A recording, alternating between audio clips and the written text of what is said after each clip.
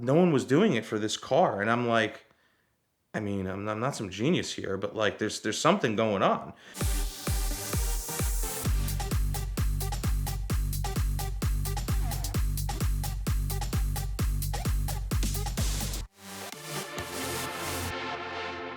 My business, really, for the most part, in a crazy way that was never planned to be started and be a business and whatnot, somehow found its way to be the foundation was to 997.2 turbo manuals.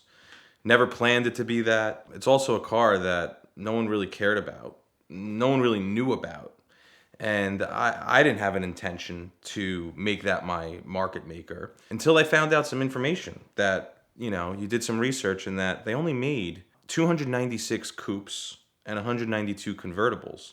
Now, I'll back up. This is the last manual turbo that has ever been created. People say, oh, the Sport Classic. No, no. We're talking about the bloodline of Porsche turbos. The 997.2 generation, by far, is going to be, in my opinion, in the future, so much rarer than a lot of other Porsche turbos because it's the last one ever made. Some crazy reason why my business really took off because of that. So if I can contribute the creation and foundation of Ryan Friedman Motorcars, it's completely based on a 997.2 turbo manual. And why did no one know, or why did no one care? Essentially, no one really cared because at the time, PDK came out and for a Ferrari F1 was out. Everybody kind of wanted the new transmission and whatnot. So that's why they didn't make so many of them. And what I realized is that Porsche never discussed or disclosed and said, hey, this is going to be the last turbo. You should gobble it up. Essentially, if you look at collectors these days, when a new Porsche Speedster comes out, there are certain collectors that will buy one to drive, and they'll buy one in their same collection to just store and have delivery miles, and that's why you see a lot of these rare collectibles with such low miles. You're not going to see that with a 997.2 turbo. You had your average guy walk in who always had a previous turbo that he leased because it was a great price point car. Back in the day, the MSRPs were anywhere from 120 to 170, but on an average, $150,000. Whether it was a doctor or a lawyer, he drove that car. That person drove it every day as a daily driver because it wasn't and it is an amazing car. Whether you want to drive it cross country, whether you want to drive it as a daily driver, or however you want to use it, it's an amazing car. Basically, how we came to this car essentially is my cousin Barrett. He was a car nut. And he had one from new, and it was just an unbelievable car. And he said, this car is going to explode. Back then, when I first started, they were around, at that market time, 80,000, 70,000, 90,000, depending on mileage and whatnot. And again, you couldn't find ones that were low mileage and this and that. I said, I'm going to buy every single one of them. And that's just what I did. Prior to that, essentially, I was, in the way I started the business, which was really for fun, which is the craziest thing that actually came to reality. A child's dream from being with Matchbox cars and Franklin Mints and what have you. I just said one day on the side of the road, let me just start selling cars. And I was buying $5,000, $10,000 cars. And to evolve into all these bigger cars is just crazy. But yeah, going back to the beginning a little bit, it really started with 560 SLs. And essentially, my father loved that car from that generation. I remember that was the first sports car he had. And he loved that car. And basically, that's was my memories as a child. Being in New York and summering in the Hamptons, that is a car that everyone loves. So I said, let me buy a few of them, put them on the side of the road. Coming from a mentality of being into sales and trying to, reinvent the wheel of every business in my mind. You think a kid trying to start a business and do well. I was selling all different types of things to try to find out what I was going to do in my life. And then you buy a car, I said, because I loved cars, for $5,000, a 1987 560 SL, stick it outside the Carvel on Montauk Highway. I would literally drop the car off and run home. And sometimes before I even got home, the phone would ring. And it would be some guy driving out from Manhattan. And he basically said, I love that car. Can I have it now? Like, I'll pay you cash. What's the week? I don't even know what to do. Registering plates, what have you, all this stuff. I mean, it was really just running a small little operation for a hobby. At one point, we probably had 3560 SLs lined up. If you think about that, even there were some were not 5 or 10, maybe 12 or what have you. Through my process when I was buying these older Mercedes, at that time, I was just really doing it, to make money, a few bucks to, a means to an end, whatnot, right? And I didn't know where the path would take me. And so buying cars, like my normal mindset would be, or anybody's process of buying cars for a living for a business would be to make money. All of a sudden, when my cousin taught me about this 997.2 turbo manual, and I looked online, and there's no YouTube videos about anybody driving them.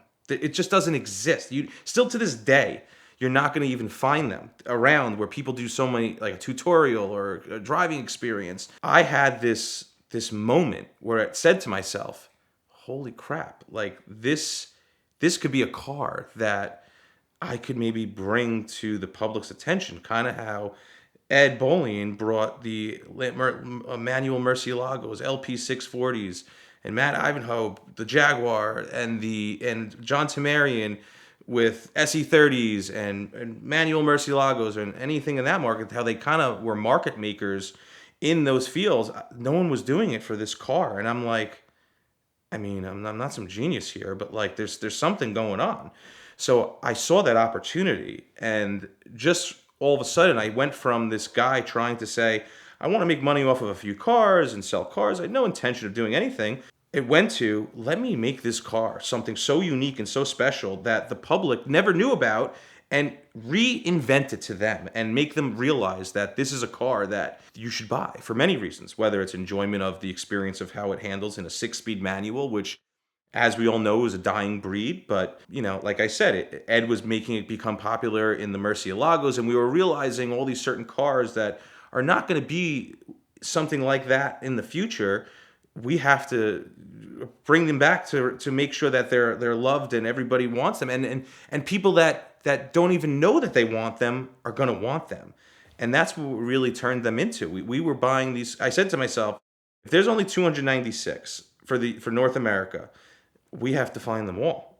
And we ended up literally from turning into having 20, 30, 560 SLs to buying every single 0.2 turbo that existed.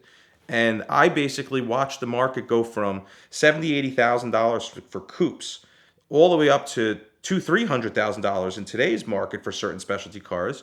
But the majority of the time they went from 80, 90, 120. They literally went up step by step by step. And along the way, obviously, you have to make a big boy decision. Like, okay, like 2-3 months ago, I was buying these cars for $80,000, and now all of a sudden, I'm gonna have to buy them now for 120, 130. But I was also part of the problem. But that also happens like anything else in life.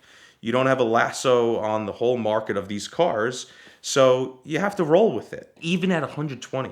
And honestly, in my opinion, still to this day, I think these cars are extremely cheap. I don't want to say cheap, but they haven't matured enough yet. You look at a 993 turbo. A 993 turbo with 50,000 miles is selling, which they made a lot of, is selling for more than a 10,000 mile 997.2 manual, the last generation of a manual turbo. Now, how does that make sense? It doesn't make sense. This is not proprietary information I'm giving out here. Anybody can go out and buy them and look, but people didn't know and they had them hidden, right? So you're buying cars that now, that car, for example, is around MSRP or above MSRP. Like these 993 turbos, of course they're a lot more than MSRP. And all these Porsches, Carrera GTs, you name it, what have you. Why wasn't it happening to this car? So to me now, I think this car could be a $500,000 car in the future. And keep in mind, out of the 296 cars, you have so many that were daily driven, bad Carfax, painted, bad DME. So out of that 296, from what I've realized through my acquisition of all these cars, which we've probably sold more than half of the coupes that have been produced, more than half of the cabs that have produced, there's a percentage of good ones, like collector grade ones. There's probably only 50, if that. Some of my collectors that have bought them, essentially are driving them, right? But for the most part, a lot of these guys are keeping them and preserving them, and because they truly believe what I believed. And now almost there's a somewhat cult following to this specific car. And yes, it's caught on other dealers are selling it and what have you, but I think that we basically brought the market up on these cars specifically for good reason. The car deserved it, and it still deserves a lot more. And for a collector price point, You can't get a better car for such a rare car for that money. Now you're comparing to Lamborghini Murcielagos, $500,000 to $1 million. Certain other cars of rare comparisons that are by percent gain are going up so much more. There was a price point for Porsches always compared to other brands, but this car has such a future that could it be, $500,000 to $1 million car? I don't know. It could be very possible. It should be, because they really didn't make a lot of them. If you think about 296, I had more people at my wedding. That's just not a lot of cars. And cabs, the interesting part is they made less. They made 192.